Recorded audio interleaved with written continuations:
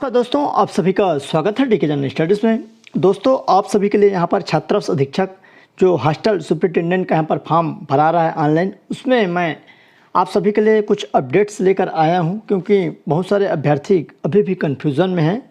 लगभग यहाँ पर 4 से 5 डाउट्स हैं लोगों के मन में, तो उसको यहाँ पर मैं क्लियर करूँगा। और यहाँ पर जो पोर्टल में 1 वर्ष का सुधार किया गया है, पहले 1/1/2023 था, जो कि 1/1/2023 को आधार वर्ष माना गया था, बट अब उसमें संशोधन करके 1/1/2024 को आधार वर्ष मानकर ले रहे हैं। मतलब आपका 1 साल बढ़ चुका है। जो भी अभ्यर्थी 1 साल पहले 21 वर्ष के नहीं थे, तो आप जो भी अभ्यर्थी 1/1/2024 को 21 वर्ष के हो गए होंगे, सभी फॉर्म इसमें डाल सकते हैं। पहले फॉर्म नहीं भरा रहा था, बट अब फॉर्म यहाँ पर भरा रहा है, बट इसमें आपको कहीं पर देखने को नहीं मिलेगा, तो आप फॉर्म भर सकते हैं। तो चलिए, जो भी यहाँ पर अपडेट्स आई है उसको मैं आप सभी को बता रहा हूँ। और चैनल में पहली बार आए तो चैनल को सब्सक्राइब कर लीजिए, क्योंकि इस चैनल पर आपको हॉस्टल वार्डन की तैयारी करवाई जाएगी। इससे पहले भी मैं बहुत सारे क्लास यहाँ पर करवा चुका हूँ, लगभग 40 से 45 क्लास आपको देखने को मिल जाएगा।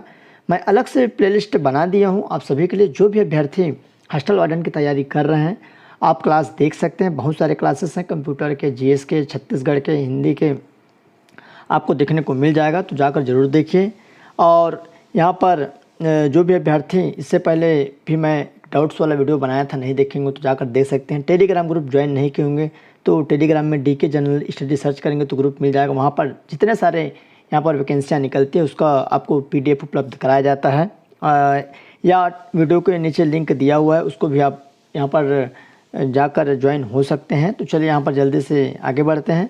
सबसे पहले यहाँ पर जो लोगों के मन में डाउट्स है कि जब फॉर्म भरने के स्टार्ट में यहाँ पर आप देखेंगे कि एग्ज़ाम प्री यहाँ पर दिया हुआ है, रिक्वेस्ट टू साइड है, रिक्वायरमेंट टू साइड इसका है। तो यहाँ पर इसका बोलने का मतलब, सबसे पहले 12वीं पास बोला गया है कि जो भी अभ्यर्थी 12वीं पास हैं, तो आपको यहाँ पर यस में क्लिक करना है।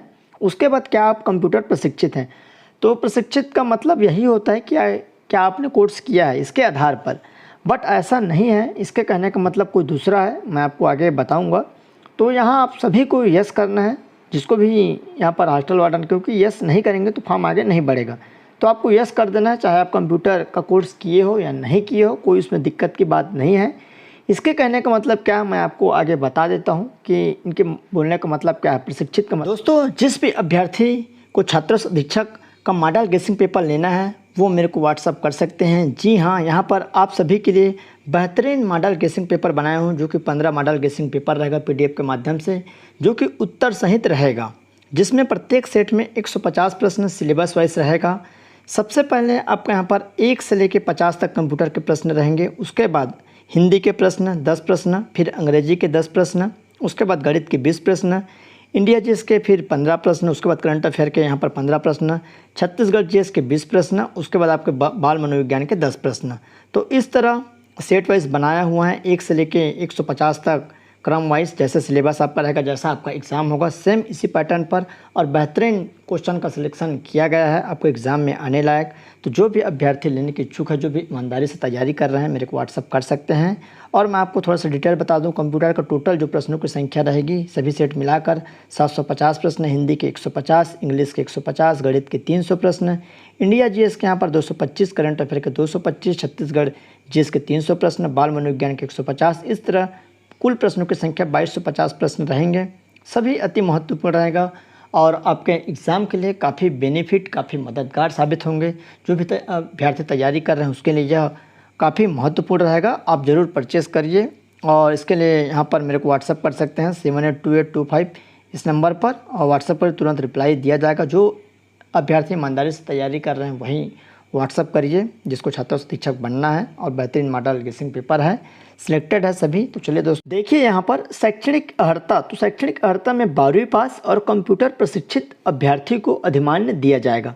तो कंप्यूटर प्रशिक्षित का मतलब क्या है, तो चलिए मैं आपको नीचे बता देता हूँ। इन्हीं के जो बोला गया है नोटिफिकेशन में, कंप्यूटर प्रशिक्षित अभ्यर्थी को अधिमान्य दिए जाने का आशय यह है कि प्रश्न पत्र के भाग अ कंप्यूटर ज्ञान से संबंधित 30 अंकों के प्रश्न में से 50% अंक प्राप्त करना अनिवार्य होगा।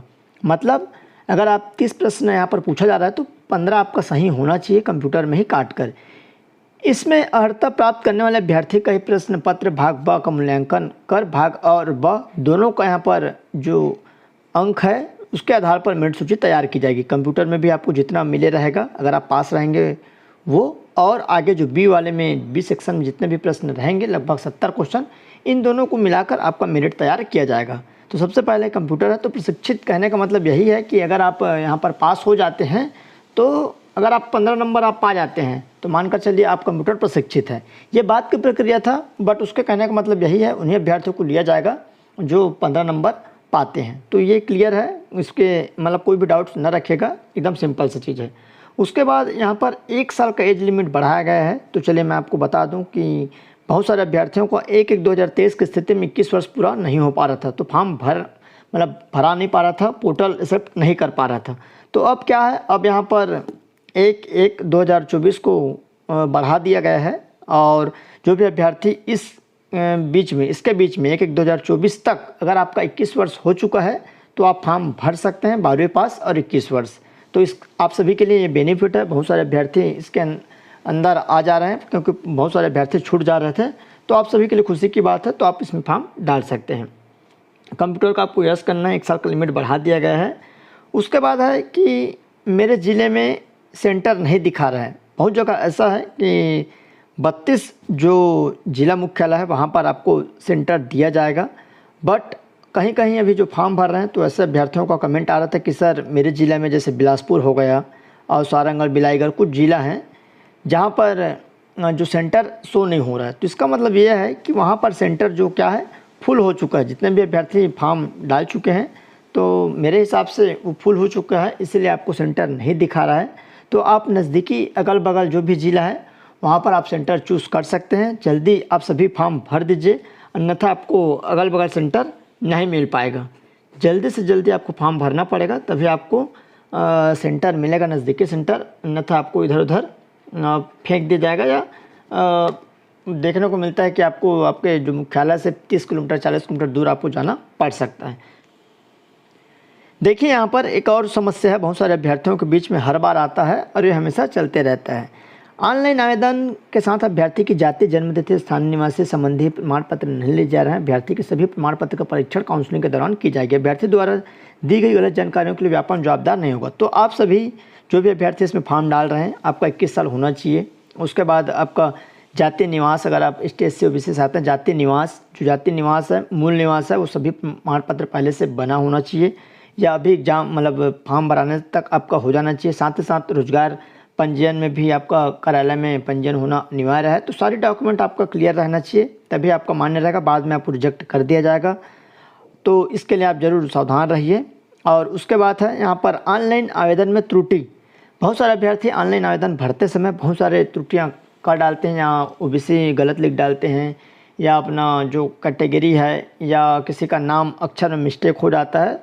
कुछ ना कुछ अगर आपका त्रुटि हो गई है तो आप ज़रूर इसको अभी सुधार कर सकते हैं। जैसे ऑनलाइन आवेदन में त्रुटि को फार्म जमा करने की निर्धारित समय सीमा के दौरान सुधार किया जा सकता है। तो अभी भी आप उसमें एडिट का ऑप्शन है, सुधार कर सकते हैं। या अगर अभी आप सुधार नहीं कर सकते तो इसके अलावा ऑनलाइन फॉर्म भरने की जो अंतिम तिथि, तो अंतिम तिथि 31 मार्च है। तो 31 मार्च के जस्ट बाद 1 अप्रैल से यहाँ पर 3 या 4 तक है, आप एक बार देख लीजिएगा। 1 से 3 तक 3 दिवस का समय आपको दिया जाएगा। तो जो भी अभ्यर्थी यहाँ पर गलती जिससे हो चुकी है या गलती हो गई है, तो आप ज़रूर इसको सुधार कर लीजिएगा, क्योंकि बाद में आपको सुधारने का मौका नहीं मिलेगा। और आपका जो यहाँ पर काउंसलिंग है, काउंसलिंग के दौरान आपको रिजेक्ट कर दिया जाएगा। तो इससे अच्छा पहले ही जागरूक रहिए। जिसको भी अच्छे से जो तैयारी करें, ईमानदारी से तैयारी करें, सभी अभ्यर्थी जागरूक रहेंगे तो आपसे गलती नहीं होगी। और इसके अलावा कुछ भी अगर आपको डाउट्स होगा तो आप निश्चित ही कमेंट कर सकते हैं। जल्दी से आप फॉर्म भर दीजिए, क्योंकि आपको आपके नज़दीकी सेंटर नहीं मिल पाएगा, क्योंकि बहुत इसमें फॉर्म भरा रहा है कंटिन्यू, क्योंकि 12वें बेस से है। तो यहाँ पर बहुत ज़्यादा फॉर्म डालने की संभावना है। और जिस भी अभ्यर्थी को मॉडल पेपर लेना होगा, मॉडल ग्रेसिंग पेपर, तो मेरे को व्हाट्सअप कर सकते हैं, ये नंबर है।